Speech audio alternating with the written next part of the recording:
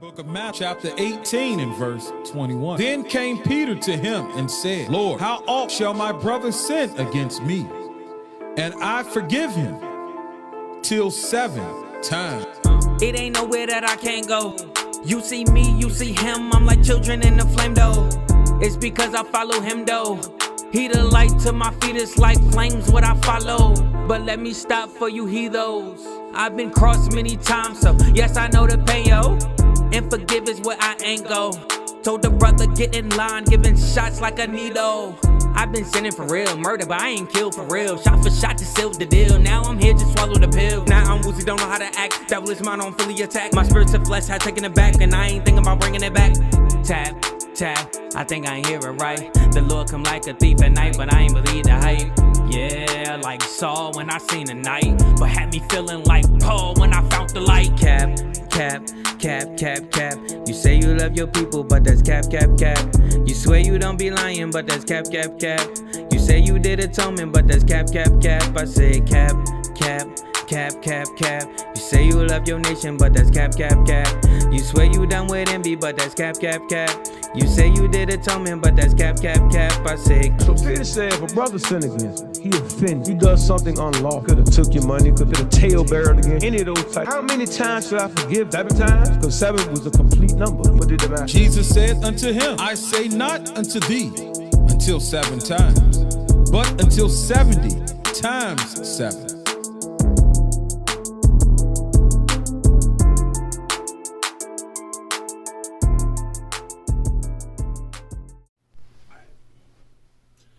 All right, shalom, shalom, shalom. I'm Brother Jacob and Brother Jeremiah.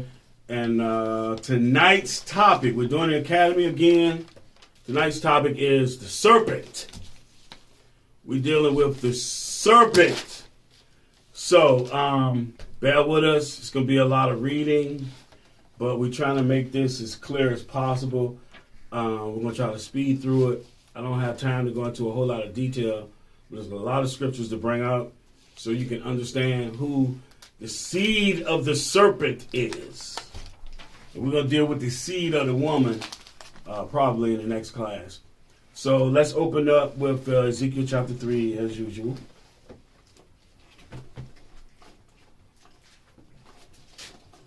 And verse 11. The book of Ezekiel chapter 3 and verse 11. And go, get thee to them of the captivity, unto the children of thy people, and speak unto them, and tell them, thus saith the Lord God, whether they will hear or whether they will forbear. So we got to go to our people and give them this truth, the truth of the gospel, whether they hear or whether they forbear, whether they listen to us or not. Verse 17. Verse 17, Son of man, I have made thee a watchman unto the house of Israel. Therefore, hear the word of my mouth, and give them warning from me. Right. So that's what we're doing, giving our people warning. Now, let's go back to 2nd Esdras. We were here last week. 2nd Esdras chapter 14.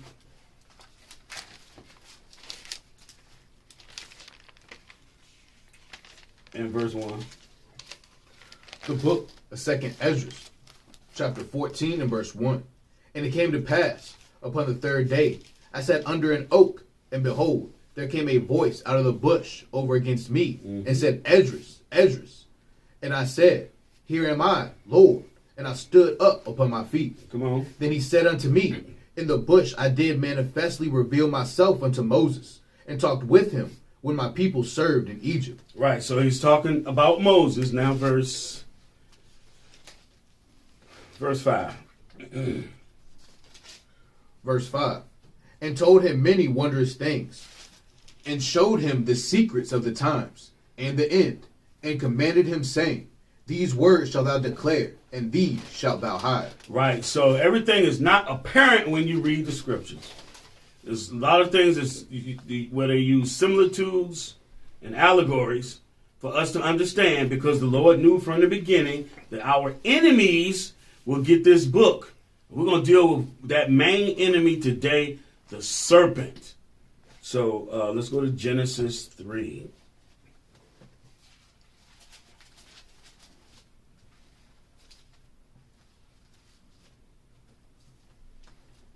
Verse 1. All right. The book of Genesis, chapter 3 and verse 1. Now the serpent was more subtle than any beast of the field, which the Lord God had made. And he said unto the woman, Yea, have God said, Ye shall not eat of every tree of the garden? Right, so the trees, the grass, the birds, the fish, all of that stuff is similitudes about men, people. The serpent was a crafty one. That's what the serpent is a crafty man. Now, let's go to verse 10. Verse 10. And he said, I heard thy voice in the garden, and I was afraid, because I was naked, and I hid myself. So this is Adam. The Lord's talking to Adam, and this is what Adam's response was. Go ahead. Verse 11. And he said, Who told thee that thou wast naked? Hast thou eaten of the tree wherefore I commanded thee that thou shouldest not eat? Right, so by him telling him he was naked, the Lord immediately understood he done partook of that tree. Go ahead. And the man said, The woman who thou gavest to be with me, she gave me of the tree, and I did eat. So he passed the blame to her. Go ahead. And the Lord God said unto the woman, What is this that thou hast done? And the woman said, The serpent beguiled me, and I did eat. Right, so she passes to the serpent. Go ahead.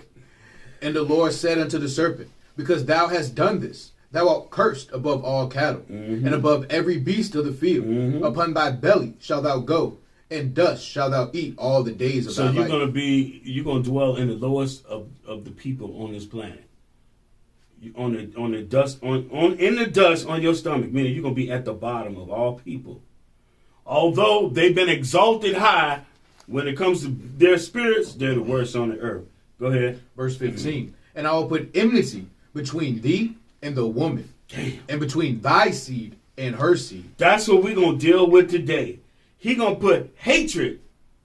He going to put hatred between one seed and the other seed. The seed of the serpent, those people that's going to serve the serpent. And then that woman is talking about Israel. So he going to put hatred between those two right there. Go ahead. It shall bruise thy head, and thou shalt bruise his heel. So, it shall bruise thy head. What that's going into, the head of the woman, is Christ. This serpent is going to bruise Christ. And then it says, and thou shalt bruise his heel. We're going to deal with that right now.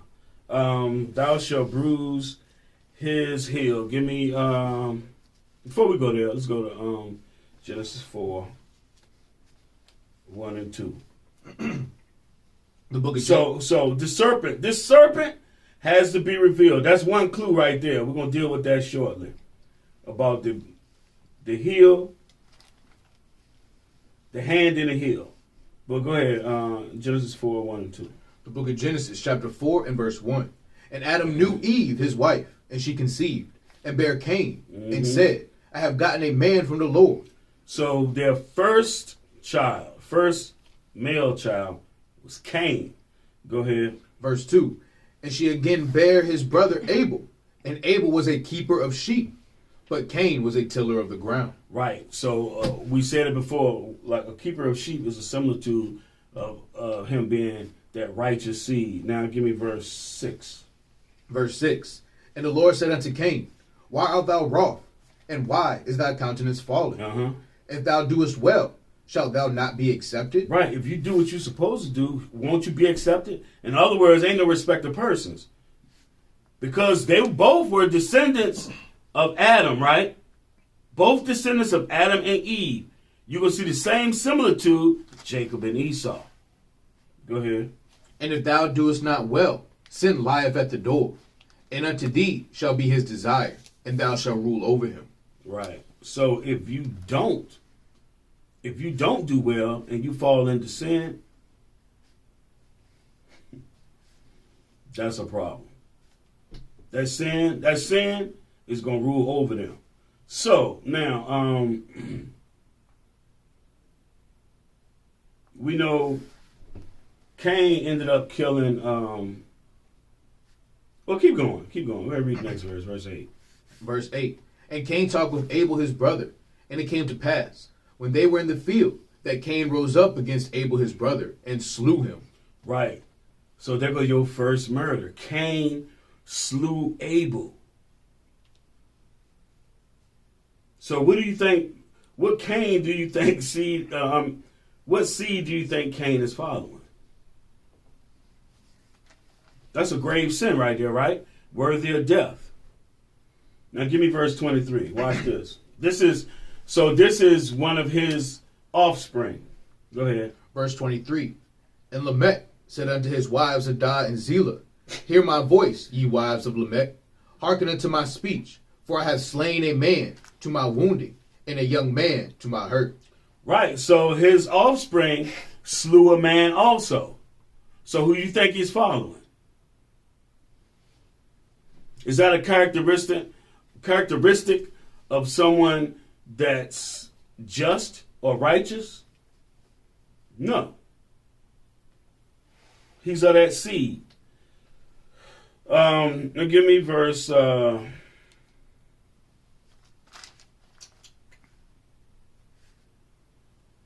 Give me verse 25 real quick.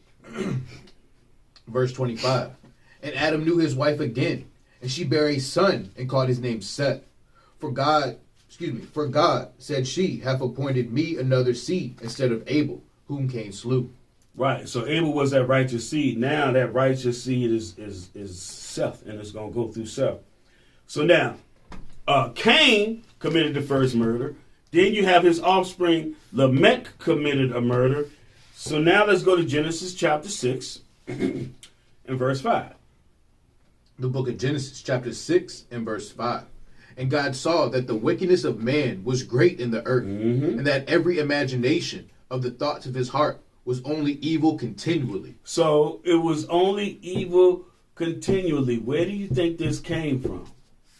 Somebody please take a wild guess. Where do you think this came from? Verse 11. Verse 11. The earth also was corrupt before God, and the earth was filled with violence. Filled with violence. So you got Cain committed murder, Lamech committed murder. Now this thing then spread. Go ahead. Verse 12. And God looked upon the earth, and behold, it was corrupt, for all flesh had corrupted his way upon the earth. And God said unto Noah, The end of all flesh is come before me, for the earth is filled with violence through them. And behold, I will destroy them with the earth. Right. So now the earth is full of violence, just like it is today. Just like it is today. And who's perpetuating that violence? We're going to deal with that a little later. All right, back to chapter 3. Real quick, verse 15. The book of Genesis chapter 3 and verse 15. And I will put enmity between thee and the woman, and between thy seed and her seed. It shall bruise thy head, and thou shalt bruise his heel. And thou shalt bruise his heel. So this really is like the first clue. Now Genesis 25, let's deal directly with this. Start at verse 19. The book of Genesis chapter 25 and verse 19. And these are the generations of Isaac, Abraham's son. Abraham begat Isaac, and Isaac was 40 years old when he took Rebekah to wife the daughter of Bethuel, the Syrian, and Padaram, the sister to Laban, the Syrian. Right. We're going to deal with that later, too, with them, because that's where they came from. That's where their family was, that lineage that's of the sons of God. But go ahead. Verse 21. And Isaac entreated the Lord for his wife, because she was barren. And the Lord was entreated of him. And Rebekah his wife conceived. And the children struggled together within her. And she said, If it be so, why am I thus? And she went to inquire of the Lord. Right, go ahead. And the Lord said unto her, 2 nations are in thy womb. So 2 nations are in thy womb. Go ahead. And 2 manner of people shall be separated from thy bowels. 2 different manner of people. The same thing with Adam and Eve. They had Cain and Abel. One righteous, one wicked. Go ahead. And the one people shall be stronger than the other people. And the elder shall serve the younger. And it's not just talking about physically. It's talking about mentally and spiritually too. And the elder shall serve the younger. We're not going to touch on that. We got a lot of stuff to cover, but Even when you look in the prophecy that we're going to hit in Genesis 27, Israel did have dominion over Edom under King David, but they rebelled and got away. Keep going. Verse 24. And when her days to be delivered were fulfilled, behold, there were twins in her womb. And the first came out red all over, like an hairy garment. And they called his name Esau. So the first one that came out, so it says he was red. There's only one people on this earth that are red. And the reason they're red is because you can see their color through their skin. They lack melanin. They lack pigmentation. So you can see their blood through their skin. So they're red and hairy. He was called Esau. This is their forefather. Keep going. Verse 26. And after that came his brother out, and his hand took hold on Esau's heel. Hold on. So his hand took hold on Esau's heel. Let's go right back to Genesis 3 and 15. You shall bruise his heel. Your first clue as to who the serpent is dwelling in. The spirit of the serpent is dwelling in their forefather right here. Remember, these are two nations. So this is the father of a nation called the Edomites. Go ahead. His hand took hold on Esau's heel, and his name was called Jacob. And Isaac was 80 years old when she bare them. Right now,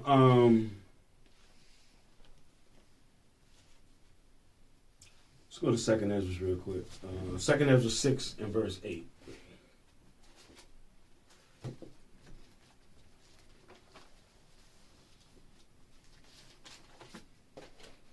See, all of this stuff goes together. Be not deceived. You can go ahead. 6 and 8. The book of 2nd Ezra, chapter 6 and verse 8.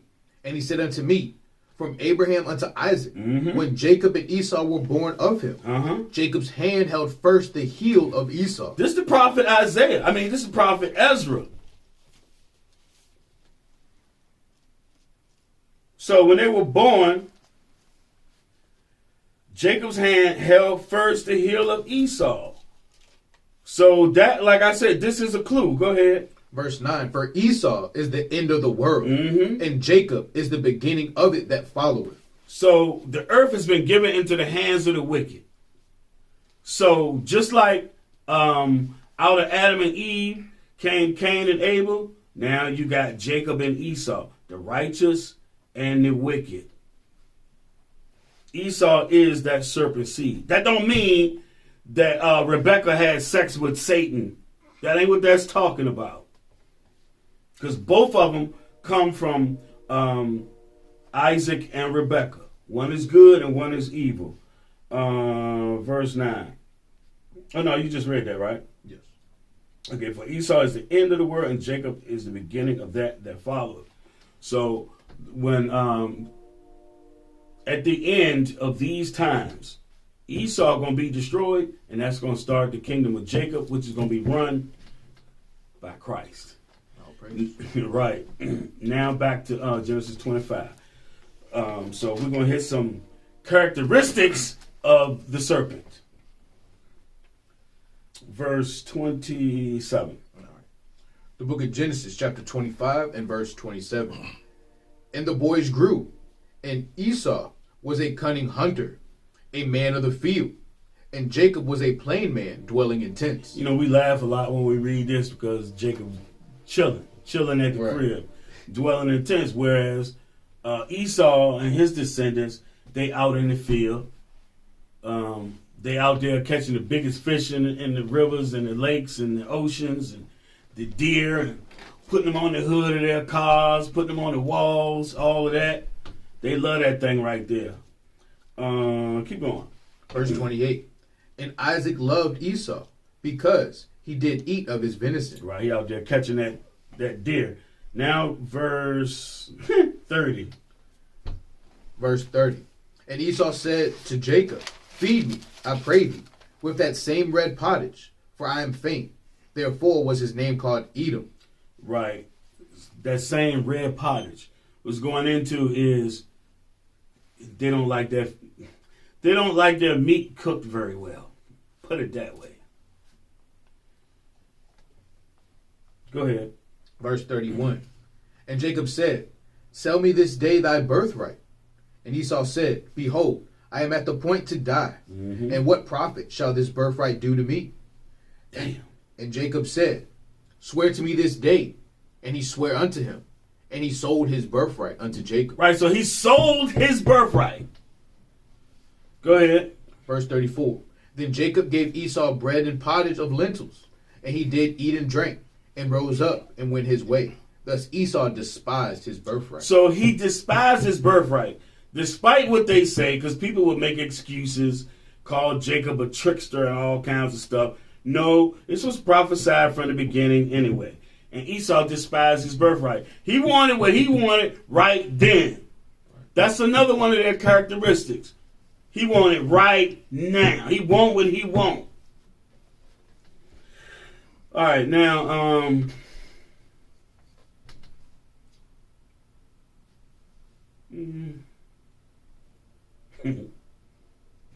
chapter 27.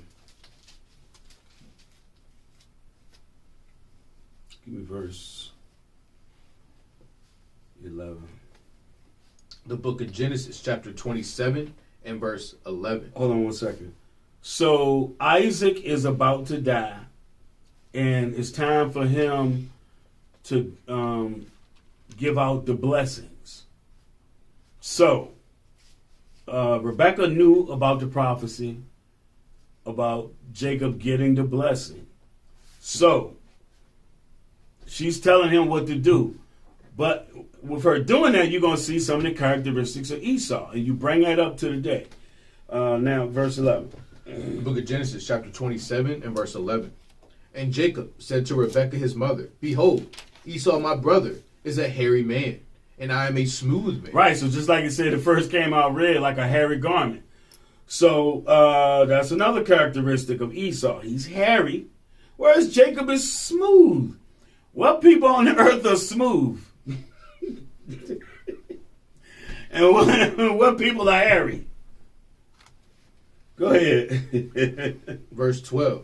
My father, preadventure, will fill me, and I shall seem to him as a deceiver, and I shall bring a curse upon me, and not a blessing. Right, so Jacob was worried about that, because he didn't want to deceive his dad. His mom understood the prophecy, though. Verse 15. Verse 15. And Rebekah took goodly raiment of her eldest son Esau, which were with her in the house, and put them upon Jacob, her younger son. Right, so she put Esau clothes on Jacob. Go ahead. Verse 16. And she put the skins of the kids of the goats upon his hands, and upon the smooth of his neck.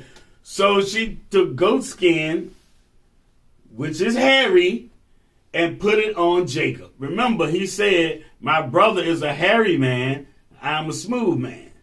So Isaac, his eyesight isn't good at all. That's how it is when you get older. Your eyesight is really bad. So he couldn't see Jacob and Esau. So I just keep going. You'll see. Verse 17. And she gave the savory meat and the bread, which she had prepared, into the hand of her son Jacob. And he came unto his father. No, you good. Now jump to 21. Verse 21. And Isaac said unto Jacob, come near, I pray thee, that I may feel thee, my son, whether thou be my very son Esau or not. So he know what Esau feel like. Right. One's hairy and one's smooth. Go ahead. Verse 22. And Jacob went near unto Isaac his father, and he felt him and said, the voice is Jacob's voice, but the hands are the hands of Esau. So it's like, sound like Jacob, but it feel like Esau. So this dude, Harry. Give me, now let's jump to 26. Oh, no. 23. Read 23. Verse 23. And he discerned him not, because his hands were hairy. as his brother Esau's hands. So he blessed him. Right, so he blessed him. Now 26. Verse 26. And his father Isaac said unto him, Come near now, and kiss me, my son.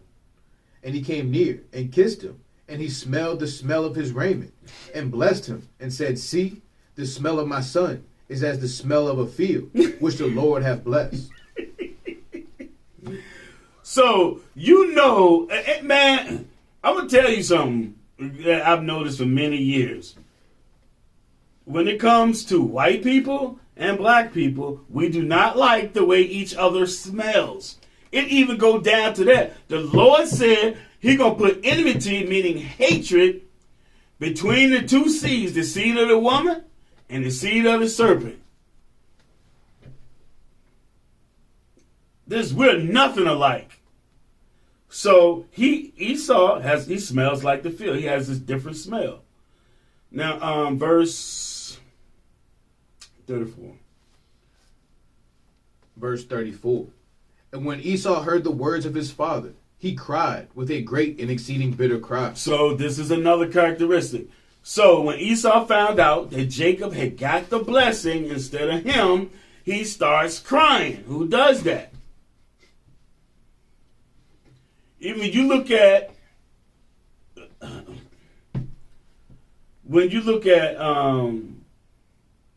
this is a funny analogy.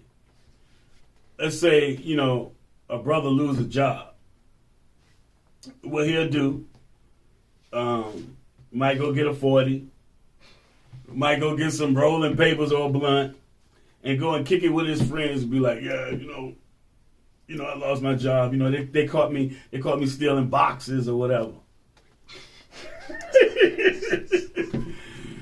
But we'll find some kind of way to deal with it. But not them. You get these corporate CEOs and stuff like that, and they will be jumping out of buildings if they lose their job. It's like they, in their spirit, they cannot handle it. They can't handle it. They'll check out. But that's a rare thing with our people. We do it sometimes, but it's a rare thing.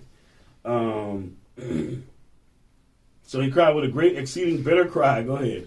And said unto his father, Bless me, even me also, O my father. Go ahead.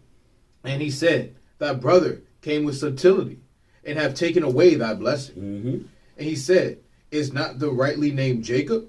For he hath supplanted me these 2 times, and he took away my birthright. Hold on. He didn't take away his birthright. He sold it. He sold it. Go ahead. And behold, now he hath taken away my blessing. And he said, Hast thou not reserved a blessing for me? Right, so Esau heated. So this what you reading now, what we're going through now is why they hate us. It's all behind the blessing. It's in their spirit to hate us because it starts with their father right here. Verse, you read 36? Yeah. I would say he's salty, but they unseasoned.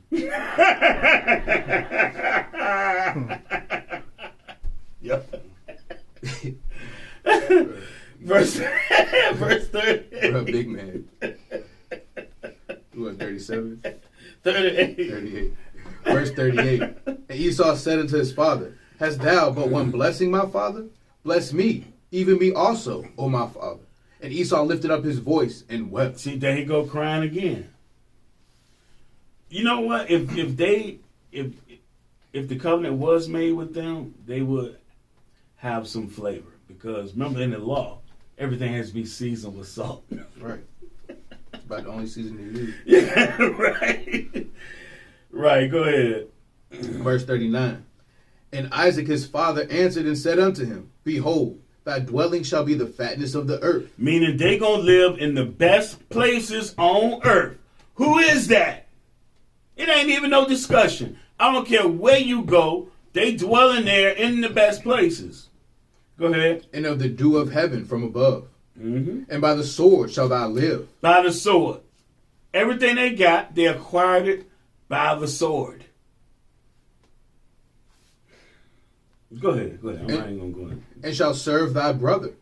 And it shall come to pass, when thou shalt have the dominion, that thou shalt break his yoke from off thy neck. Right. So when Israel did have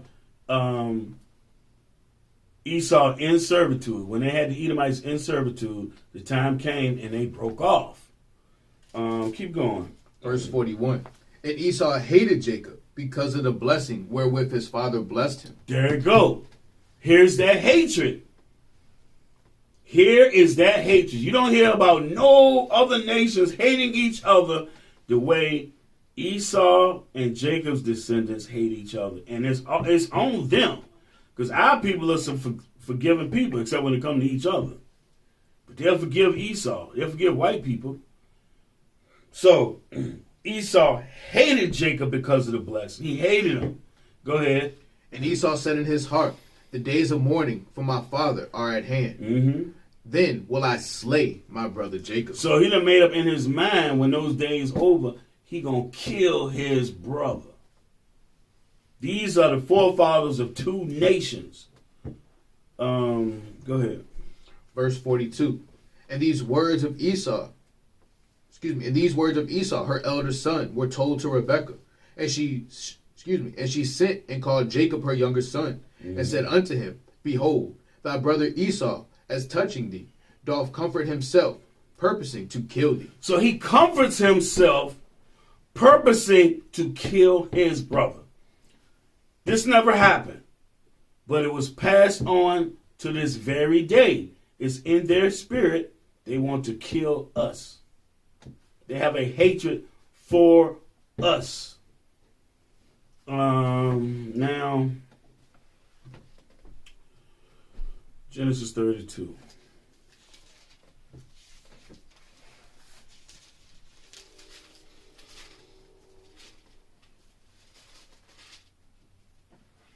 Verse 3.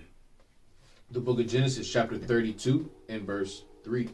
And Jacob sent messengers before him to Esau his brother unto the land of Seir, the country of Edom. See, Mount Seir is the land that the Edomites dwelt in. So Jacob had gone to Laban, and he got his wives, and now he's left, and he wants to come back to the land he's supposed to sojourn in. So he's reaching out to his brother. Now jump down to verse... Oh, keep going. Read verse 4, then we're going to jump. Verse 4. And he commanded them, saying, Thus shall ye speak unto my lord Esau.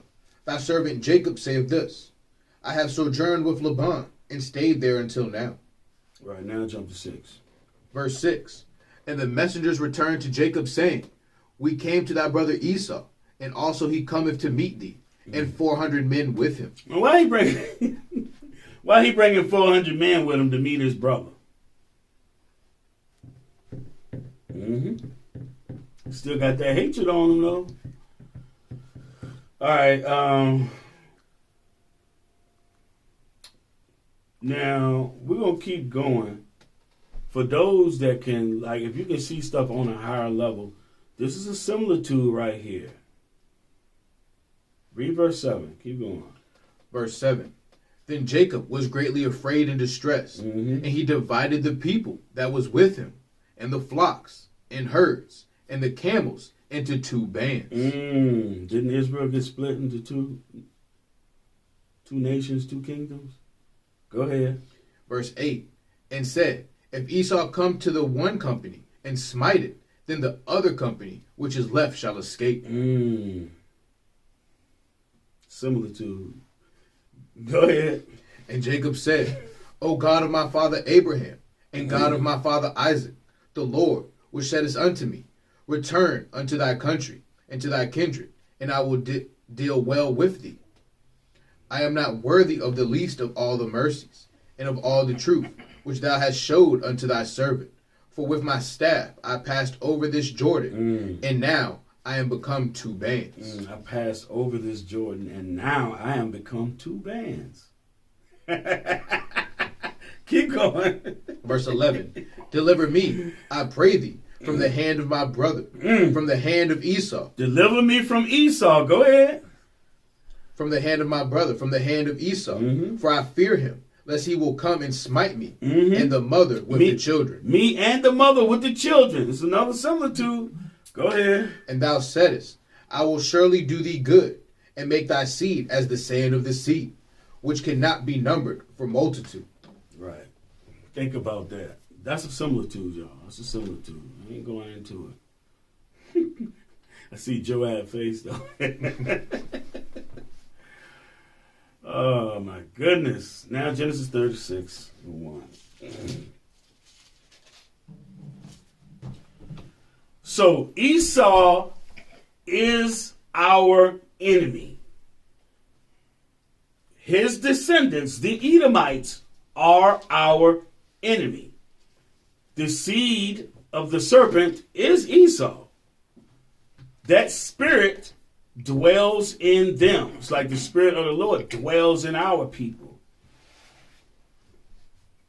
So, Genesis 36 and 1.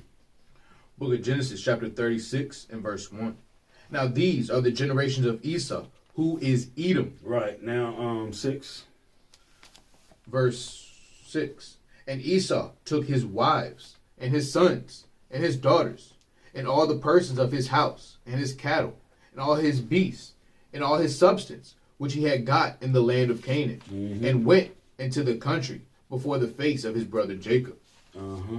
For their riches were more than that, for their riches were more than that they might dwell together, and the land wherein they were strangers could not bear them because of their cattle. Go ahead. Thus dwelt Esau in Mount Seir. Esau is Edom. Verse 9. Verse 9. And these are the generations of Esau, the father of the Edomites in Mount Seir. Right. So that land was given to them by the Lord. That's where Esau dwelt, in Mount Seir. Esau is the father of the Edomites. Verse 40. Verse 40. And these are the names of the dukes that came of Esau, according to their families, after their places, by their names: Duke Timnah, Duke Alba, Duke Jetheth, Duke Alabama, Duke Elah, Duke Pinon, Duke Kenaz, Duke Teman, Duke Mibzar, Duke Magdiel, Duke Iram.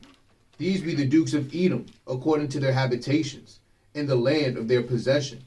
He is Esau, the father of the Edomites. Right. He is Esau, the father of the Edomites.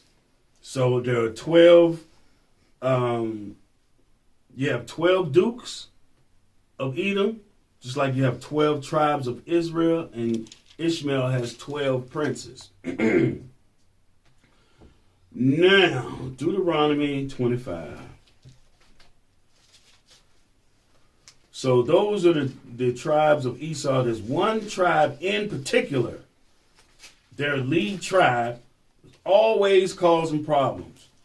But Edom, period, has continually caused us problems. Continually.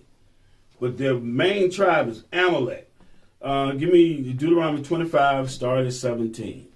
The book of Deuteronomy, chapter 25 and verse 17. Remember what Amalek did unto thee by the way, when ye were come forth out of Egypt.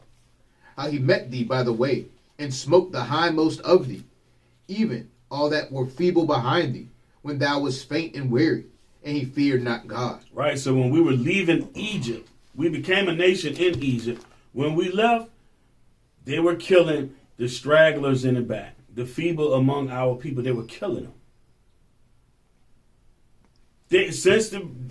Now, Esau didn't kill Jacob, his brother, but his descendants, they did. They started doing it, and they still doing it to this very day, y'all. To this very day. The only thing that's going to stop it is the Lord. It's the only thing. Keep going. Verse 19. Therefore it shall be, when the Lord thy God hath given thee rest from thine enemies round about, and the land which the Lord thy God giveth thee for an inheritance to possess it, that thou shalt blot out the remembrance of Amalek from under heaven. Thou shalt not forget it. Right. So, when we get into our land and get settled, we supposed to kill all the Amalek, supposed to blot them out. That didn't happen. Let's go to 1 Samuel. 1 Samuel anyway. 1 Samuel 15 and verse 2.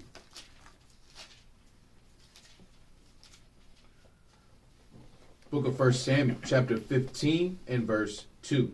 Thus saith the Lord of hosts, I remembered that which Amalek did to Israel, how he laid wait for him in the way when he came up from Egypt. Now go and smite Amalek, and utterly destroy all that they have, and spare them not, but slay both man and woman, infant and suckling, ox and sheep, camel and ass. Right. So, but anyway, Saul didn't do this. The Lord commanded him to do it, but Saul didn't do it. He left Agag alive. But still, the point is, we're supposed to wipe them out, but we didn't. They always been an enemy. It's their lead tribe. They always been our enemy. 1 Kings 11.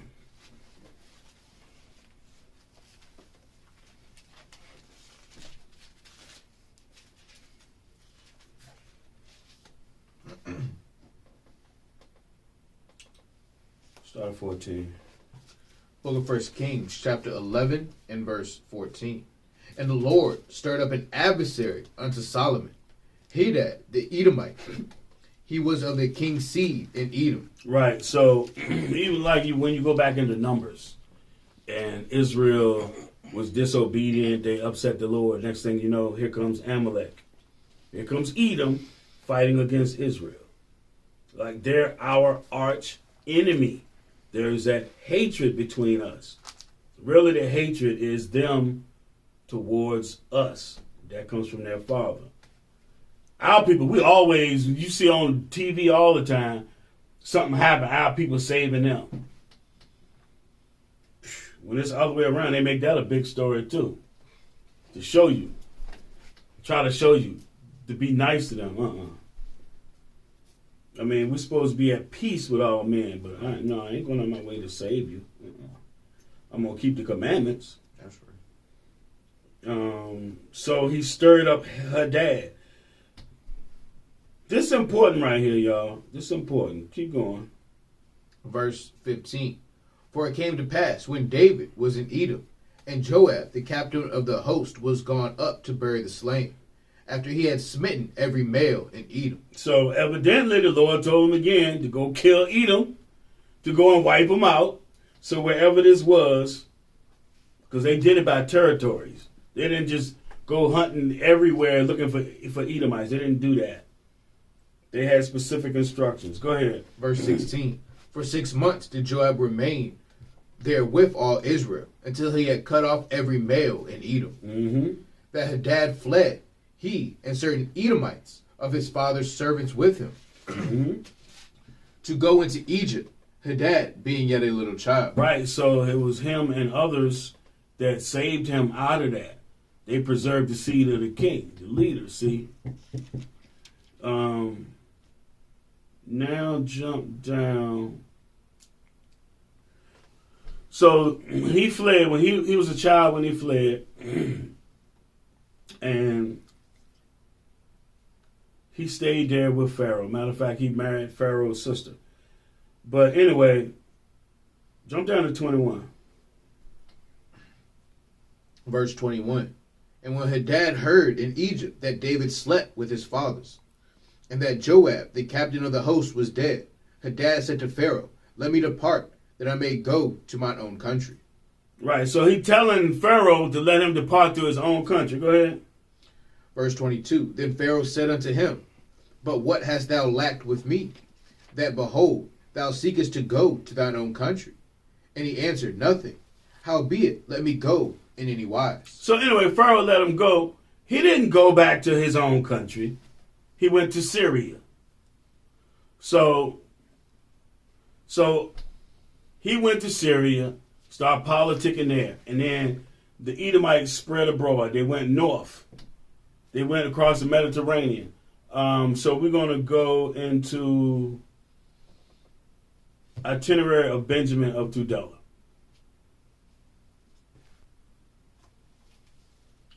All right, the Itinerary of Benjamin of Dudella by Benjamin of Dudella. It's page 28. From there one goes to Pazuli, which is called Sorrento, the Great, built by Zur, son of Hadazer, who he fled in fear of David the king. Hold on. So, why would you flee in fear of David the king? Because, like it says in 1 Kings 11, they were killing the Edomites. That's why you would flee. Go ahead. Page 29. This is page 29. From this place, a man can travel 15 miles along a road under the mountains, a work executed by King Romulus, who built the city of Rome. He was prompted to this by fear of King David and Joab, his general. Same thing. So who is Romulus? The story is the twins Romulus and Remus, Edomites that founded Rome. They were fleeing from King David.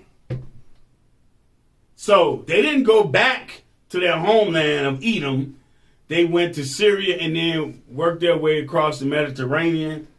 Over time, became the Macedonians, the Romans, the Greeks. That's Esau. The original, the Japhites, they defeated them. Just finish that till it gets to Naples. He built fortifications both upon the mountains and below mountains, reaching as far as the city of Naples. Right, because they were in fear of King David. Now let's go to Esther. So you can even, it mentions Hadad-Ezer in there too. You can read about Hadad-Ezer also. I think it's Chronicles. Actually, it's even in 1 Kings. What, you still in 1 Kings? Go back to 1 Kings 11.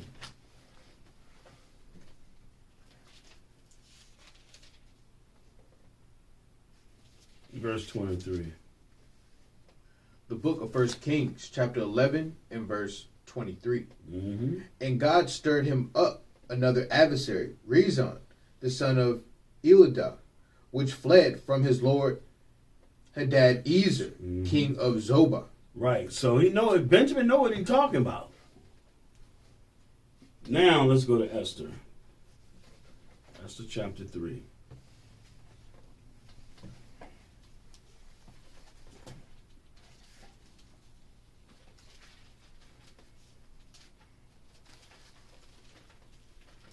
Chapter Chronicles. There it is. Esther chapter 3, give me verse 1. So we read, the reason we went to Samuel is because of Agag. He's from the tribe of Amalek. He's from Amalek. So read verse 1. The book of Esther, chapter 3 and verse 1. After these things, did King Ahasuerus promote Haman, the son of Hammedatha, the Agagite, and advanced him and set his seat above all the princes that were with him. Right, so an Agagite is a descendant of Agag, who is a descendant of Amalek. He was the king. He was the king of the Amalekites. Verse 5 and 6. Verse 5. And when Haman saw that Mordecai bowed not, nor did him reverence, then was Haman full of wrath. Right. Then was Haman full of wrath. Well, Haman knew. Well, Haman's an Edomite. He's from He's from Amalek, and Mordecai is a Jew. Go ahead. Verse 6. And he thought scorn to lay hands on Mordecai alone, for they had showed him the people of Mordecai. Wherefore Haman sought to destroy all the Jews. See that? Haman sought to destroy all the Jews. Why? Because they hate us. They hate us. The Lord put a hatred between them and us. Go ahead. That were throughout the whole kingdom of Ahasuerus, even the people of Mordecai. Right. So he knew that our people were scattered all throughout the kingdom. Shoot, we're scattered every daggone where.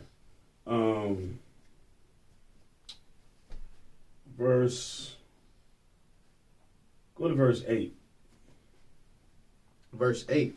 And Haman said unto King Ahasuerus, there is a certain people scattered abroad and dispersed among the people in all the provinces. That's us, according to the prophecy in Deuteronomy 28.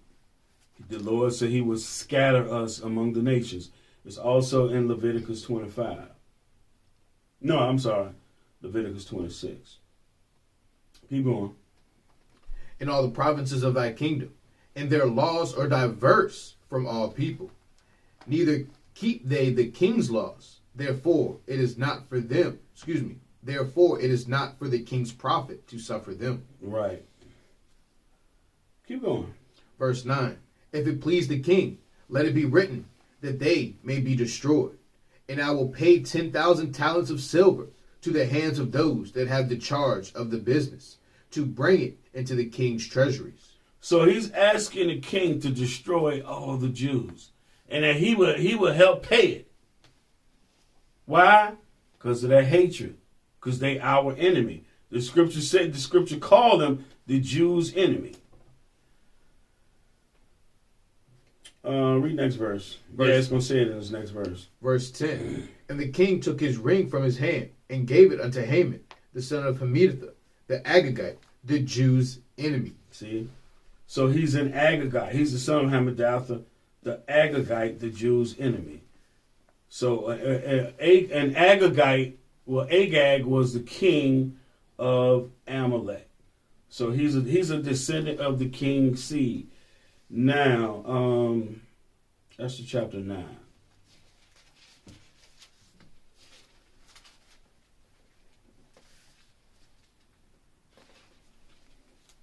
So there's no coincidence.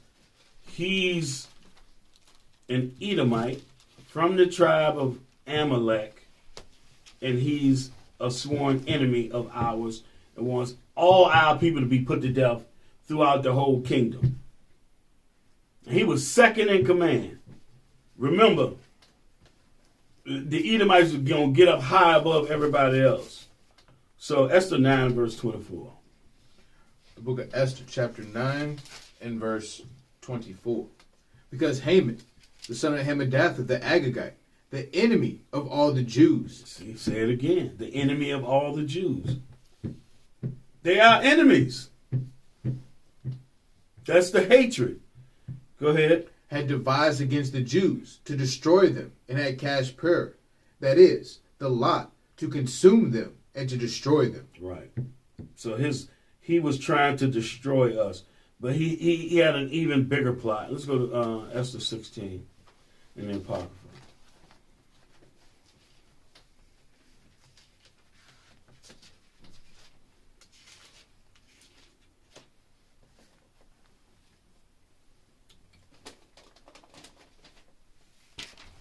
Give me verse 10.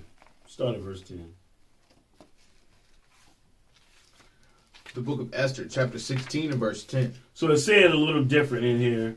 Remember, the Apocrypha was in Greek. It was written in Greek.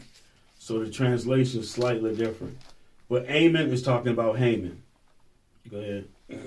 For Ammon, a Macedonian, the son of Hammedatha, being indeed a stranger from the Persian blood. Right, because he was an Edomite. Go ahead. And far distant from our goodness, and as a stranger received of us. So it's in here, it tells you where he was from.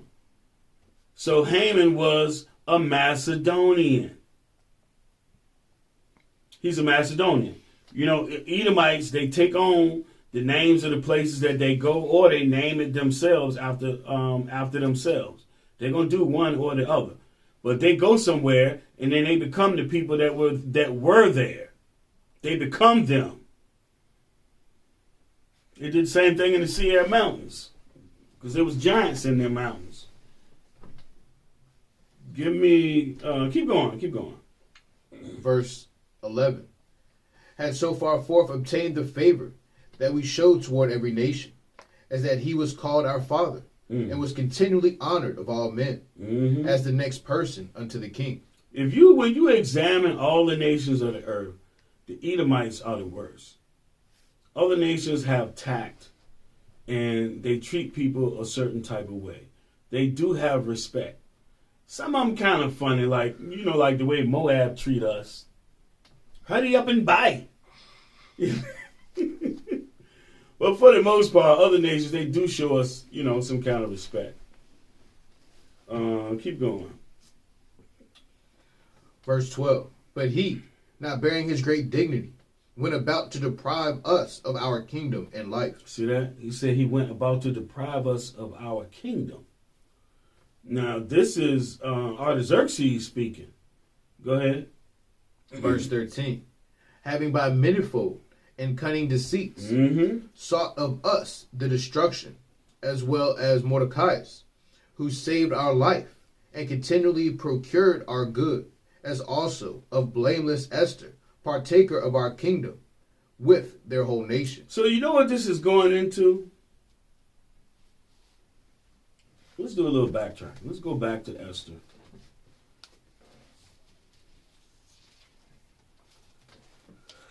Let's go back to Esther. Show you what he's talking about. So these Edomites, when you look at them, they're always trying to take over. When they went and started spreading the gospel around the world, they got ran out of China because they were trying to take China over. You can't make this stuff up, man. Oh, my goodness. So give me chapter 2 and verse 21. Book of Esther, chapter 2, verse 21. In those days, while Mordecai sat in the king's gate, two of the king's chamberlains, Bigthan and Teresh, of those which kept the door, were wroth, and sought to lay hands on King Ahasuerus. And the thing was known to Mordecai, who told it unto Esther the queen, and Esther certified the king thereof in Mordecai's name. So Mordecai applied Leviticus 5:1. If you know of a thing, this is why Haman ended up getting killed, because they never did anything for Mordecai here. But when he tried to get our people killed, when Haman tried to get our people killed, the king went back and looked on this thing. He ended up killing Haman. Keep going. Verse 23. And when inquisition was made of the matter, it was found out. Therefore, they were both hanged on a tree, and it was written in the book of the Chronicles before the king. So, go back to Esther 12.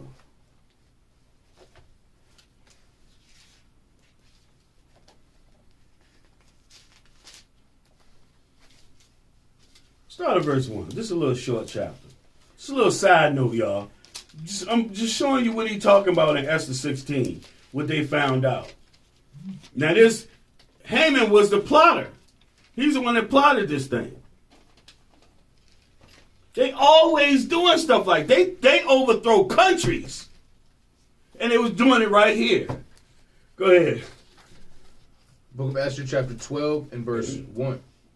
And Mordecai took his rest in the court with Gabbatha and Torah, the two eunuchs of the king and keepers of the palace. Go ahead. And you heard their devices and searched out their purposes and learned that they were about to lay hands upon Artaxerxes the king. So it's the same story we just read in earlier in Esther, in the regular books. Go ahead. And so he certified the king of them. Then the king examined the two eunuchs, and after that they had confessed it, they were strangled. They were hung. And the king made a record of these things, and Mordecai also wrote thereof. So the king commanded Mordecai to serve in the court, and for his reward, and for this he rewarded him. Go ahead. Howbeit Amon, the son of Amathus, the Agagite, who was in great honor with the king, sought to molest Mordecai and his people because of the two eunuchs of the king. Because he's the one that set it up. Damn devil. He set it up. Mordecai saved the king by applying Leviticus 5:1. Now back to 16. And verse 13. So this is what he's talking about. This is what Artaxerxes is talking about. The book of Esther, chapter 16 and verse 13. Having by manifold and cunning deceits sought of us the destruction, as well of Mordecai, who saved our life. See, that's what he's talking about. Go ahead. And continually procured our good, as also of blameless Esther, partaker of our kingdom, with their whole nation. Keep going. For by these means he thought finding us destitute of friends, to have translated the kingdom of the Persians to the Macedonians. To the Macedonians, which eventually they defeated them anyway. The Greeks defeated the Macedonians, and we're going to hit that. So, but Haman, he's an Agagite. He's a descendant of Amalek, was trying to translate the kingdom to the Greeks, which they were the Macedonians then. They hadn't taken over Greece yet.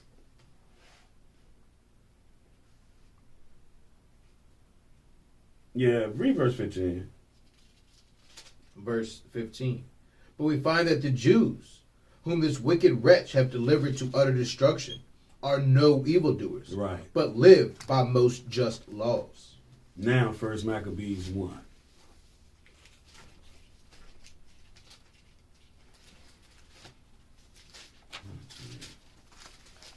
The wicked devices of Esau, man. So, Amon was a Macedonian. He's a Macedonian. He's an Edomite.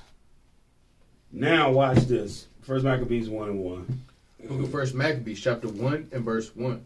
And it happened, after that Alexander, son of Philip, the Macedonian, Right. who came out of the land of Chittim, had smitten Darius, king of the Persians and Medes, that he reigned in his stead the first over Greece. Right. So he was the first Edomite ruler over Greece. So the Edomites taking over. They were the Greeks and they were the Romans. All right. So now, just like Haman was an enemy of the Jews, let's go to verse 56. Let's see if these Macedonians and Greeks were our friends, or if they had a perpetual hatred against us too. Yeah, pick up at verse 56. Book of 1 Maccabees, chapter 1 and verse 56. And when they had rent in pieces the books of the law, which they found, they burnt them with fire. Right. And So hold on. So the books of the law, it's talking about our Bibles. When they found them, they burnt them. They ripped them up and they burnt them. Now these are the same people that Christians will tell you that the Bible is talking about when it said there's neither Jew nor Greek. No, there's a damn difference between us. That's talking about, as you read on in the book of Maccabees, when the Lord plagued his wicked behind, he said we could be equal citizens to them. That's why they were called Greeks. They were Greek citizens. Grew up in the fashions of the Greeks. Go ahead, verse 57. verse 57. And wheresoever was found with any the book of the testament, or if any consented to the law, the king's commandment was that they should put him to death. So he's doing the same thing that Haman was trying to do, put our people to death. But here it's under the guise of you keeping the commandments. These are the same people they did the Inquisition to us. Later they're the Romans and they come and kill everybody in Jerusalem at Passover at that. So if they caught you with the scripts, they put you to death. If you consented to the law, they put you to death. Verse 58. Verse 58. Thus did they by their authority unto the Israelites every month to as many as were found in the cities. Yeah, so they did this every month. Go ahead.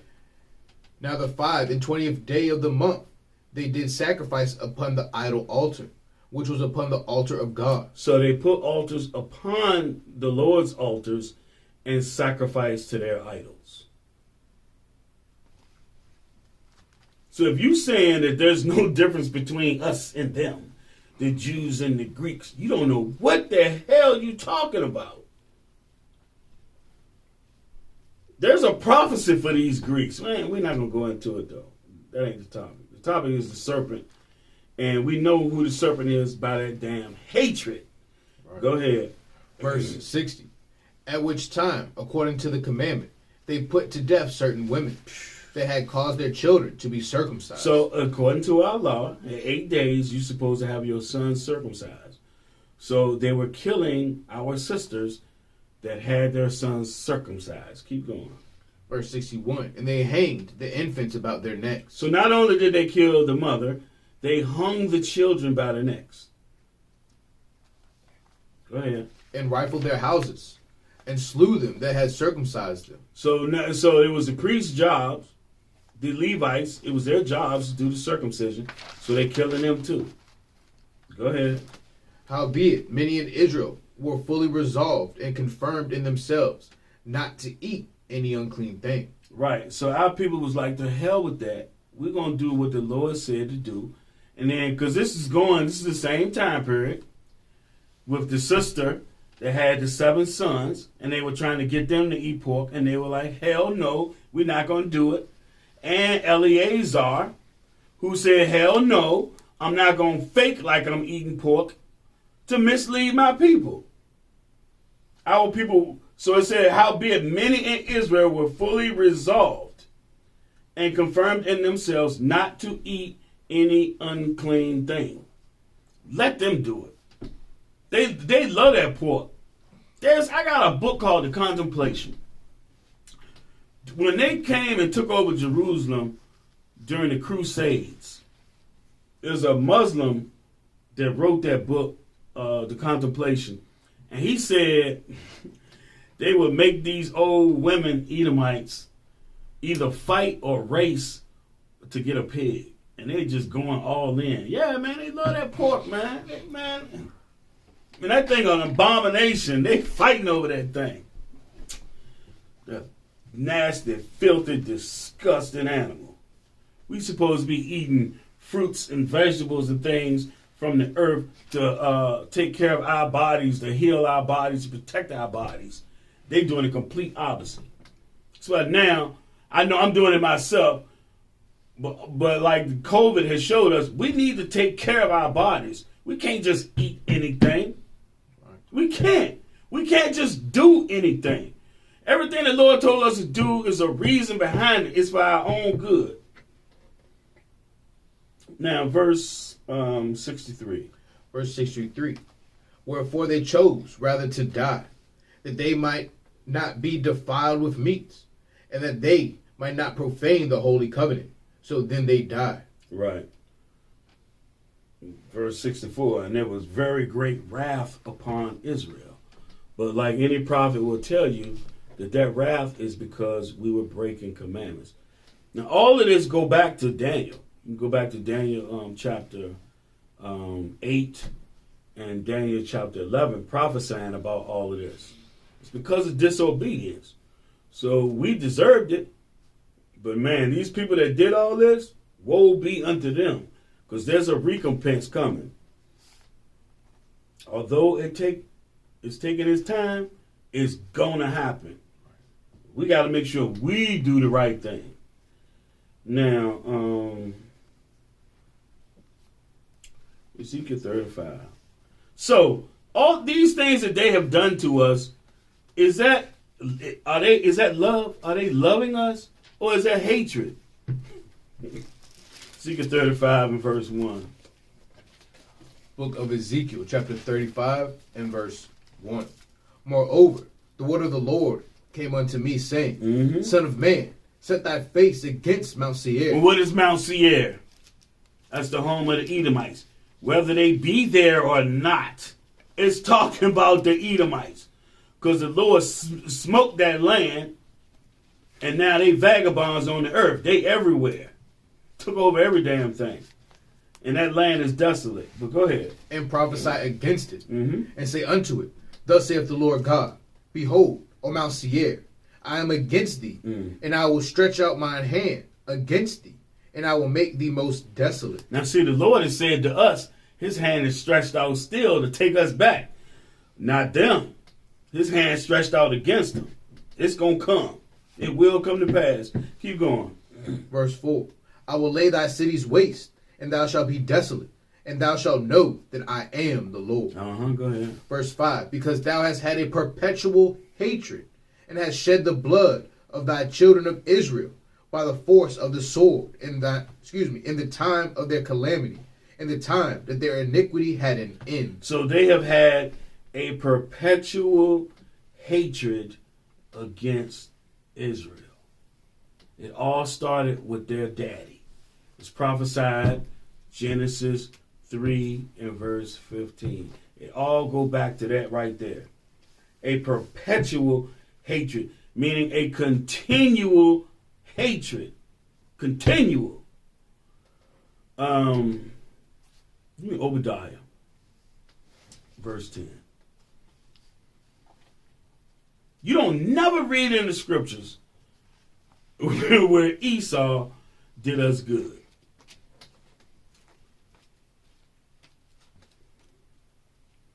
Obadiah is near Nahum, no? It's before Jonah. I just learned that recently.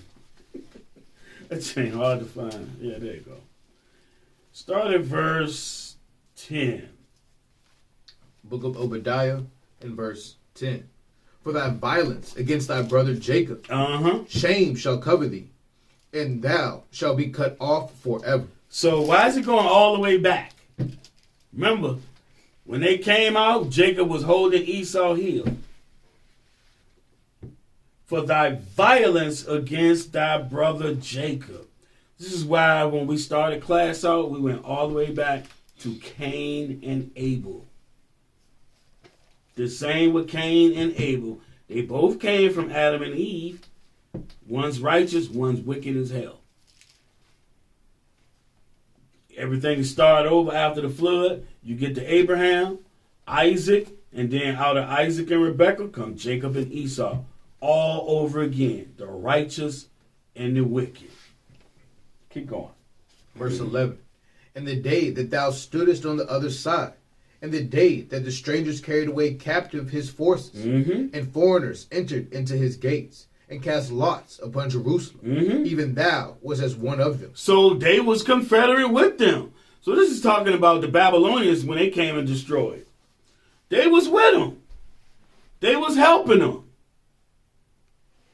Go ahead. Verse 12. But thou shouldest not have looked on the day of thy brother, and the day that became a stranger. So remember, so when you ain't on your land, you're a stranger. People, it just go right over people's head. We became strangers. We got carried into captivity. So they should not have looked on the day of thy brother and the day that he became a stranger. Go ahead. Neither shouldest thou have rejoiced. So they rejoiced over that thing too. Go ahead. Over the children of Judah in the day of their destruction. Neither shouldest thou have spoken proudly in the day of distress. So they were running their mouth too. They always do that, even amongst themselves. Because Biden called, what Biden said the other day. I saw it on the news. The dude asked him a question, and what did he say? What did Biden say? Oh, I got to look it up real quick.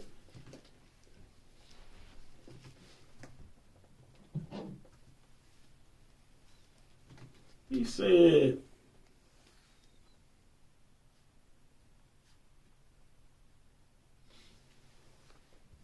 hold on.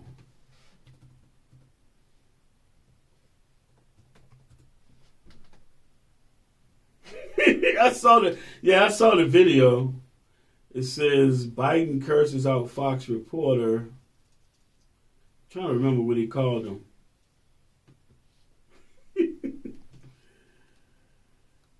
Come on. Biden curses Fox News reporter after he asks about inflation. Come on, I don't want to see the story. I just want to see what he said. Oh, he didn't. Oh, there you go. Says that's a great asset. More inflation. Come on with the advertisement. Advertisement just popped up right in front of it. Oh, Biden responded sarcastically over a den of reporters shouting questions, apparently not realizing his microphone was still on. He said, "What a stupid son of a..." That's what he said. We learned that from them. What we consider culture today, we learned from these people. When they had us in captivity, we learned their ways. Back to Obadiah. Spoken proudly in the day of the street. They talk some trash. They will talk some trash. You go to a hockey game, football, baseball, basketball. Hey, they love it. They had to be doing the same things in the gladiatorial fights too. Dads be talking trash at the low league games. They be fighting and everything. All right, verse 13. Verse 13. Thou shouldest not have entered into the gate of my people in the day of their calamity. Yea, thou shouldest not have looked on their affliction in the day of their calamity, nor have laid hands on their substance in the day of their calamity. Stole our stuff. But this is what they do. When they went over into Iraq, they over there taking pictures with Saddam gold and his money. Come on, man. Now our people do it. Our people they'll have $50 in ones. Showing it. Come on, man. Come out that stuff. Elevating your mind. Verse 14. Verse 14. Neither shouldest thou have stood in the crossway to cut off those of his that did escape. So those that escaped from the Babylonians, they cut us off. I'm straight hatred for us. Hatred. Who else could the serpent be? He put enmity, meaning hatred, between us and them. Thy seed and her seed. Go ahead. Neither shouldest thou have delivered up those of his that did remain in the day of distress. Right, so they had to be like, oh, you Babylonians, here they go. Here they go, come get them. They right here. Hatred, man. Hatred.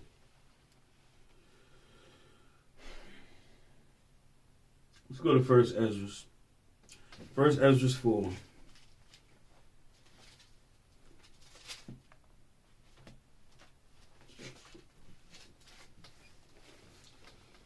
The serpent. There's no doubt who the serpent is.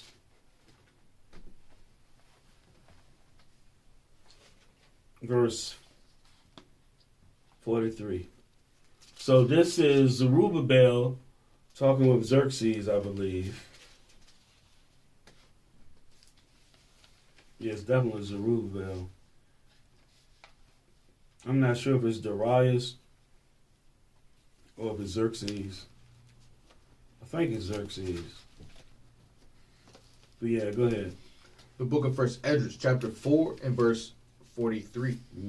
Then said he unto the king, remember thy vow, which thou hast vowed to build Jerusalem in the day when thou camest into thy kingdom. Go ahead. And to send away all the vessels that were taken away out of Jerusalem, which Cyrus set apart, when he vowed to destroy Babylon, and to send them again hither. Right, so he was going to send the stuff back. Go ahead. Thou hast vowed to build up the temple. The temple, build up the temple. Go ahead. Which the Edomites burned when Judea was made desolate by the Chaldees. So this is going right into what he said in Obadiah. They were there doing all kinds of evil, and they burnt the Edomites burnt the temple down. So not only did they do it then, they did it in 70 AD also. Because the Romans is Edomites. Now, here's another thing they do. Verse 50. Verse 50. And that all the country which they hold should be free without tribute, Mm-hmm. and that the Edomites, The who? the Edomites, Go ahead. should give over the villages of the Jews, which then they held. Right. So they helped them take us into captivity, and then they took our villages. Just like today, they in our land. They want to be us. They hate us because of the birthright, but they daddy sold it. He sold it. Ain't nothing you can do. The Lord is absolute. Like the scripture say, I know if the Lord do anything, it is forever. You can't get it back. I don't care what you do.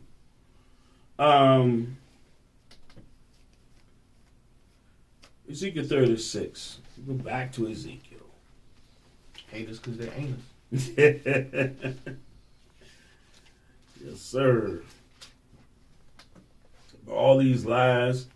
You know what? Just one more. We got to go back. Let's go back to Maccabees. 3 and 48. 3 and 41, then 48. Can't forget this. Then we'll come back to Ezekiel. All this stuff go together. So if they caught us with the law or consenting to the law, they would kill us. So read 38 first. 3 and 48 first. Because they asked Eleazar to send representatives and have our scriptures translated into Greek. They asked for this.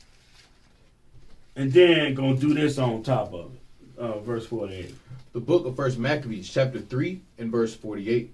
And laid open the book of the law, wherein the heathen had sought to paint the likeness of their images. So they did that then, and they've done it now, to this day.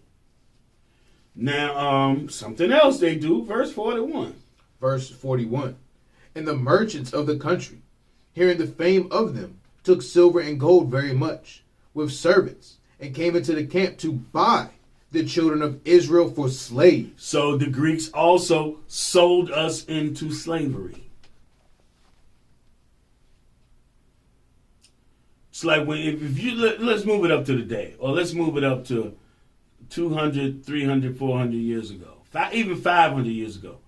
They were the ones selling us into slavery then. The same Greeks and Romans.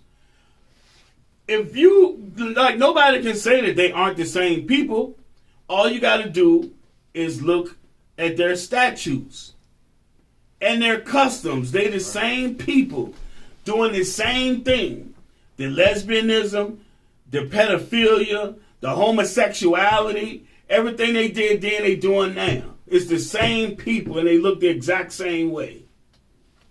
They're the Edomites. Different tribes of Edomites. Now Ezekiel 36.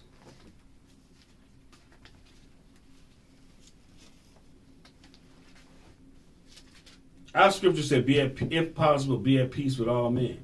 But you are who you are. We are that righteous seed, and we got to repent. Ain't no repentance for them. Now, verse 5. So we read in 1 Ezra 4 how they took our cities then. Watch this. Ezekiel 36 and verse 5. The book of Ezekiel, chapter 36 and verse 5. Therefore, thus saith the Lord God, surely in the fire of my jealousy have I spoken against the residue of the heathen, and against all Idumea. Against all Idumea. So Idumea is the Greek word for Edom. That's the Greek word for it. Same people. Idumea. Go ahead. Which have appointed my land. Which did what? Which have appointed my land. Right, so he prophesying how they took the land and they're going to take it again, which they're there now. And they're even stealing it from the Palestinians. Go ahead. Into their possession, with the joy of all their heart. With the joy of all their heart, because they want to be us. You go back to the old world with Cain. How Cain had a son named Lamech, and Seth had a son named Lamech. Same names. They want to be us. Like you said, they hate us because they want to be us. Right. Finish that out. With despiteful minds to cast it out for a prey. So, Idumea. It was the Idumeans that did this, right? We're about to deal with a famous Idumean. Let's go to Matthew chapter 2. Idumea. All this stuff gonna tie in together. Matthew chapter 2 and verse 1. The book of St. Matthew, chapter 2 and verse 1. Now when Jesus was born in Bethlehem of Judea, in the days of Herod the king, behold, there came wise men from the east to Jerusalem. So Herod was not an Israelite king. In our law, you go to Deuteronomy 17, you cannot appoint someone over the children of Israel that is not of our own stock, that's not our people. But we were under the control of the Romans. It was the Roman occupation. They had dominion over us. And that wasn't too long after the Greeks had dominion over us. So he's the king appointed by the Romans. Herod. Go ahead. Verse 2. Saying, where is he that is born king of the Jews? For we have seen his star in the east, and are come to worship him. Go ahead. When Herod the king had heard these things, he was troubled, and all Jerusalem with him. Right, you damn right he was troubled, because he was a quote, he was a Jewish person. So he was, that's even more history, but that go back to John Hyrcanus, the Maccabees. They forced these Idumeans to keep the commandments. So you'll see them dealing with them. He's wondering what's the prophecy say. Why he worrying about what the prophecy say? What do you know about prophecy? Because he's a damn convert. Verse 7. Verse 7. Then Herod, when he had privily called the wise men, inquired of them diligently what time the star appeared. And he sent them to Bethlehem and said, go and search diligently for the young child. And when ye have found him, bring me word again, that I may come and worship him also. Right, now go to verse 12. Verse 12. And being warned of God in a dream that they should not return to Herod, they departed into their own country another way. Right, so the Lord sent them a dream. So don't go back to that devil and give him no information. You go back to where you came from. Keep going. Verse 13. And when they, and when they were departed, behold, the angel of the Lord appeareth to Joseph in a dream, saying, arise, and take the young child and his mother, and flee into Egypt, and be thou there until I bring thee word, for Herod will seek the young child to destroy him. Right, so this is talking about Christ. When he was born, Herod wanted to kill him. Herod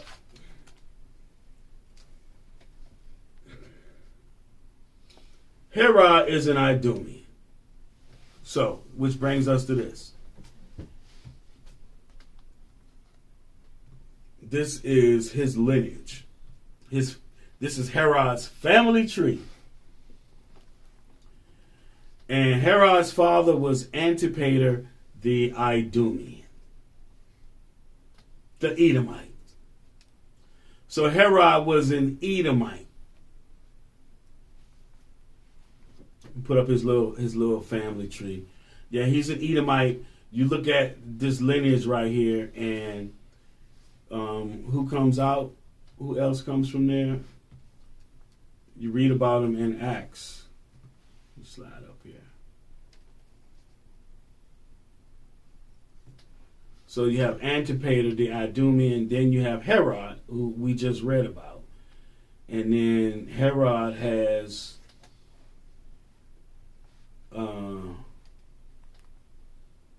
he ends up having a couple of children. You read about them, like Agrippa and Antipater. They're converts too. That's why they're descended from him.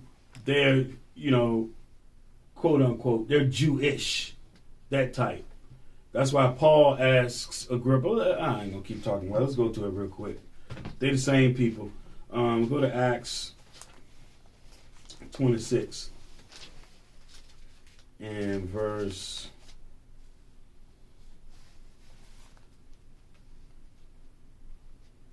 Go to read verse 1 real quick. The book of No, you go straight to 2 because it uses his name in verse 2. Go ahead. The book of Acts, chapter 26 and verse 2. I think myself happy, King Agrippa, because I shall answer for myself this day before thee, touching all the things whereof I am accused of the Jews. Go ahead. Especially because I know thee to be an expert in all customs and questions which are among the Jews. Wherefore I beseech thee to hear me patiently. So he knows. He came up in the same schools, like the Pharisee schools or whatever, Sadducees or whatever. They went to the same schools. So he knows that he knows the law and the prophets. That's why Herod was scared. Because they're saying, oh, the prophecies come true. Where is the king? Jump to verse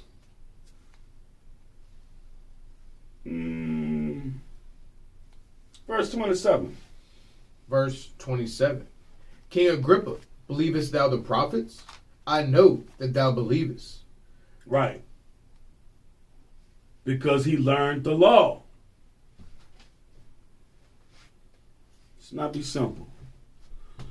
So the Herod was an Idumean. They're our enemies. They've been our enemies since we came, since Jacob got that blessing. Since he got that blessing. This is the serpent seed. So, now let's go to Luke 19. Now, he was underneath the Romans. He was an Idumean. Even though, the Romans were Romans, they're still Edomites. They still descend from the same people. Luke 19:43.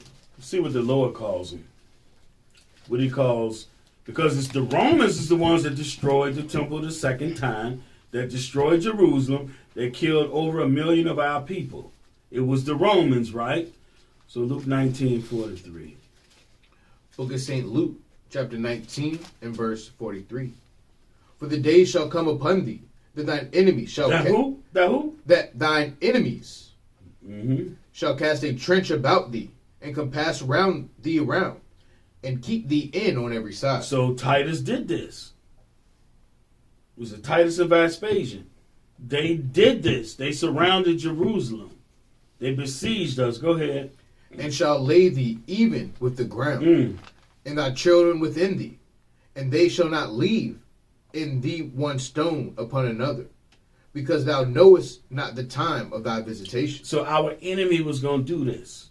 This particular enemy, Rome, the Edomites, that's been our enemy since our inception.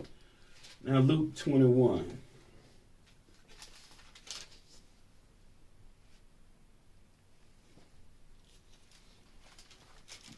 Start verse 22. Book of St. Luke, chapter 21 and verse 22. For these be the days of vengeance, that all things which are written may be fulfilled. But woe unto them that are with child, and to them that give suck in those days.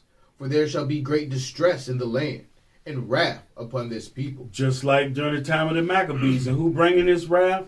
None other than the Edomites. Keep going. And they shall fall by the edge of the sword, and shall be led away captive into all nations. And Jerusalem shall be trodden down of the Gentiles, until the times of the Gentiles be fulfilled. So it was the Edomites sold us then, and then later on, after the Dark Ages was over and Edomites came back into power, they started selling us off into captivity again. They got a track record. All right, you can drop that. Now we're going to bring it all together. Revelation chapter 12.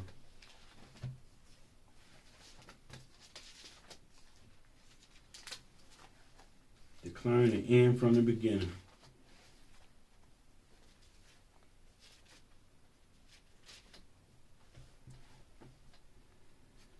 Start verse 1. So this goes back to last week's class, the creation. With those similitudes, the sun and the moon and the stars. Go ahead, verse 1. The book of Revelation, chapter 12 and verse 1.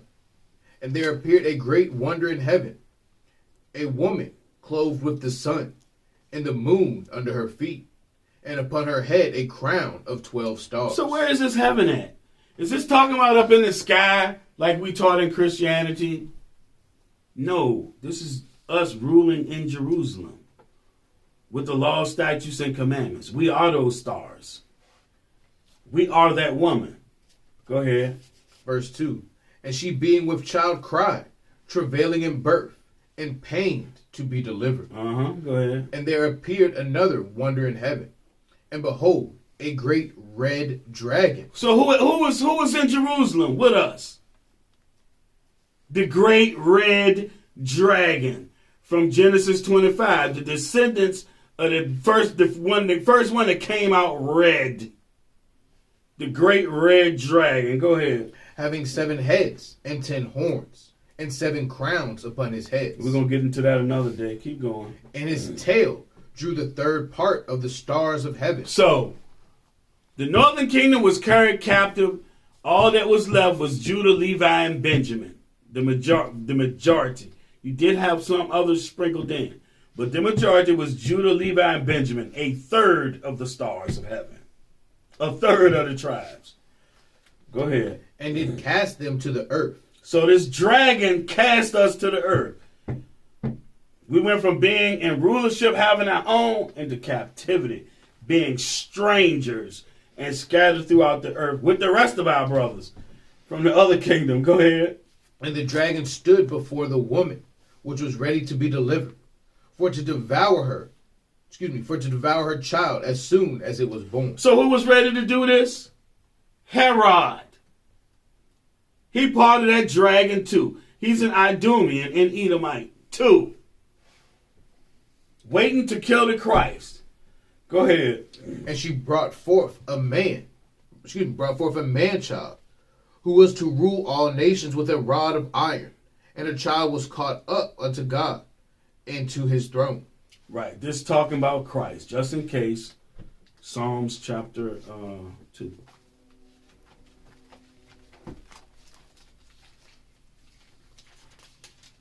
Precept upon precept, y'all.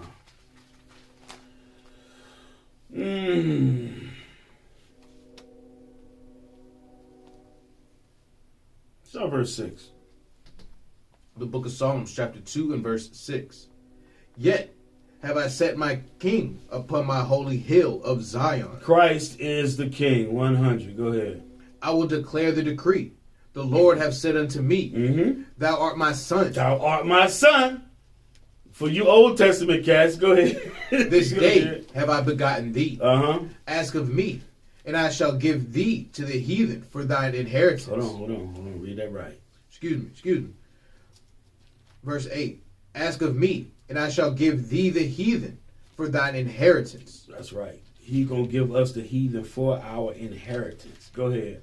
And the uttermost parts of the earth for thy possession. Go ahead. Thou shalt break them with a rod of iron. Thou shalt dash them in pieces like a potter's vessel. Right. This is why I say he was to rule with a rod of iron. It's also in Revelation 19. It's talking about Christ. So,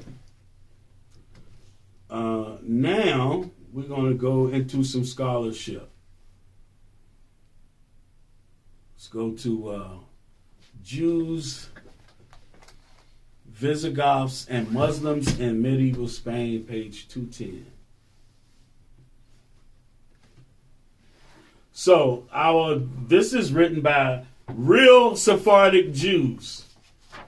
Like the history, like the documented history, primary source history tells you that the Spanish and Portuguese Jews were black. They were very dark. Very dark. Let's see what they had to say, what a couple of them had to say. There's a whole lot of stuff in there, but we're just going to read 2 of them. We'll read that first one, starting in Egypt. Oh, right here? Yeah. Egypt. Edom is mentioned in connection with Rome, and so did Isaiah in the passage, "Come near, O nations," which is about the destruction of Rome, as explained there. This is said because the majority of the kingdom of Rome are Edomites. Go ahead. Even though many nations intermingled with Now, them. we didn't write this. Our brothers of old wrote this in Spain and Portugal. Now drop down to where it said King Caesar. The King Caesar was an Edomite. It was a what? Was an Edomite. Go ahead. And so all the kings after him in Rome. These two peoples did evil to the tribes of Judah and Benjamin, which were exiled among them, Go and ahead. spilled their blood like water in their lands. Go ahead. Edom, which is the Roman kingdom. Read it again, read it again, read it again, read it again. Edom, which is the Roman kingdom, was the one which destroyed the second temple. Just like the first, and they burnt it to the ground. Go ahead. At the hand of the evil Titus, and spilled their Jews' blood and exiled them among the nations. All right, next page. Start where it says Rome. Yeah, right there. Rome is the fourth beast of the vision of Daniel, So they understood that. Go ahead. as is clear from the teachings of the Talmudic sages, since the actual destruction of the second temple and the exile was at the hands of Rome. Go ahead. This final exile in which the Jews live is called Roman, wherever Jews are found, even among the Muslims and in India. They still call it the Roman exile. Go ahead. Perhaps the Muslim kingdom will be destroyed before the coming of the Messiah, he concludes. But Rome itself will be destroyed by the Messiah. By Rome itself will be destroyed by the Messiah. Why? Because they that damn serpent. They the seed of the serpent. All right, we're almost done. One more scripture. Revelation chapter 20. 1 and 2.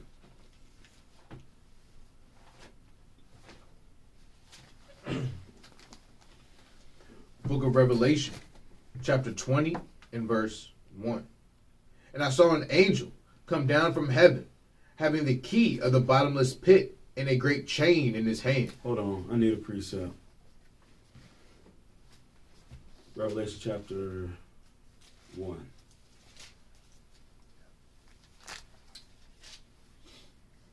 Verse 18. Just so it's this Christ. Christ is the Alpha and the Omega. Read that.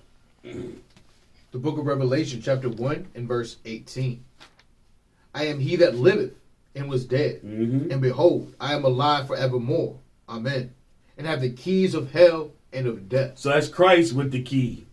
That's Christ. He the one gonna do this.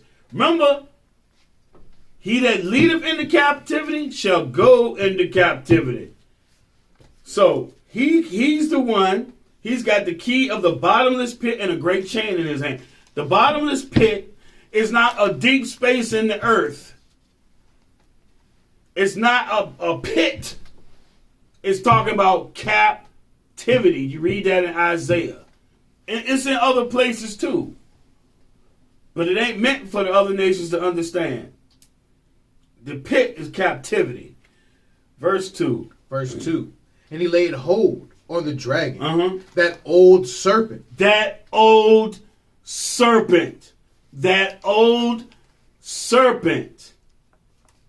Go ahead. Which is the devil and Satan, and bound him 1,000 years. So they are the deceiver and the adversary of ours since our inception. It go all the way back to Cain and Abel. They are that seed. They are that evil seed. That's why the Lord calls them the border of wickedness. Everywhere they at is going to be wickedness. If a nation is being overthrown, they there. They there. I'm going to tell you. Let's go one more bonus scripture, y'all. Something Christ said. Let's see if I can find it. think it's Matthew 24. If it ain't 24, it's 25.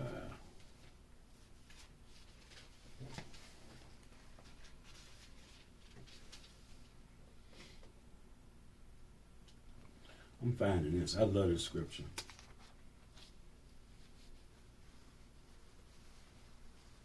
Talking about 28, 24, 28. Yeah, that's it. That's it. That's right. The book of St. Matthew, chapter 24 and verse 28. For wheresoever the carcass is, there will the eagles be gathered together. And who are the eagles? Who exalts himself as the eagle? It's another one of their characteristics. They exalt themselves as the eagle. Wherever the carcass is, there shall the eagles be gathered together. Wherever there's wickedness, wherever there's war, anything, that's where they're going to be. They're going to be in the midst of it. They're the cause of everything. That seed of the serpent. Just like before the flood, the whole earth was full of wickedness. They ruling now. The earth is full of wickedness. 1 Corinthians 13 and verse 2. I hope y'all gleaned something or learned something from this. If so, all praises to the Most High. The book of 1 Corinthians, chapter 13 and verse 2. And though I have the gift of prophecy and understand all mysteries and all knowledge, and though I have all faith so that I could remove mountains and have not charity, I am nothing. Right. So if we don't have love for our brothers and sisters, we have nothing. When you look at the commandments show you that you have to love your brothers and sisters. It's amazing the stuff you'll find, because like we've done it recently. You have laws telling you to open your hand and help your brother that's in need. It's in the law. It's not just, they do it wrong in church. They'll tell you it's about love, but they really don't understand what that love is. That's fake love. Just be honest, that's fake love. You know, I think like the church is the original do it for the ground. They just putting, they putting out an image. Cloud chasing. Right. Trying to look good in front of folks. But we have to have a care for our people, do what we can for our people, help them in any way we can. That's from teaching the word to doing things with somebody physically. Alms deeds. Like Tobit was full of alms deeds. Tabitha. A lot of people in the scripts. But anyway, that's been our time. The Serpent Seed. I'm Brother Jacob. Brother Jeremiah. And with that, y'all, we say Shalom. Book of Matthew, chapter 18 and verse 21. Then came Peter to him and said, Lord, how oft shall my brother sin against me, and I forgive him? Till 7 times. It ain't nowhere that I can't go. You see me, you see him. I'm like children in the flame though. It's because I follow him though. He the light to my feet, it's like flames what I follow. But let me stop for you heathos. I've been crossed many times, so yes, I know the pain, yo. And forgive is where I ain't go. Told the brother get in line, giving shots like a needle. I've been sinning for real, murder, but I ain't killed for real. Shot for shot to seal the deal. Now I'm here, just swallow the pill. Now I'm woozy, don't know how to act. Devil is mine, on fully attack. My spirit to flesh had taken it back, and I ain't thinking about bringing it back. Tap, tap, I think I ain't hear it right. The Lord come like a thief at night, but I ain't believe the hype. Yeah, like Saul when I seen the night, but had me feeling like Paul when I found the light. Cap, cap, cap, cap, cap. You say you love your people, but that's cap, cap, cap. You swear you don't be lying, but that's cap, cap, cap. You say you did atonement, but that's cap, cap, cap. I say cap, cap, cap, cap, cap. You say you love your nation, but that's cap, cap, cap. You swear you done with envy, but that's cap, cap, cap. You say you did atonement, but that's cap, cap, cap. I say. So Peter said, if a brother sin against me, he offended, he does something unlawful, could have took your money, could have talebeared again, any of those types. How many times should I forgive? 7 times? Because 7 was a complete number. What did the matter? Jesus said unto him, I say not unto thee until 7 times, but until 70 times 7.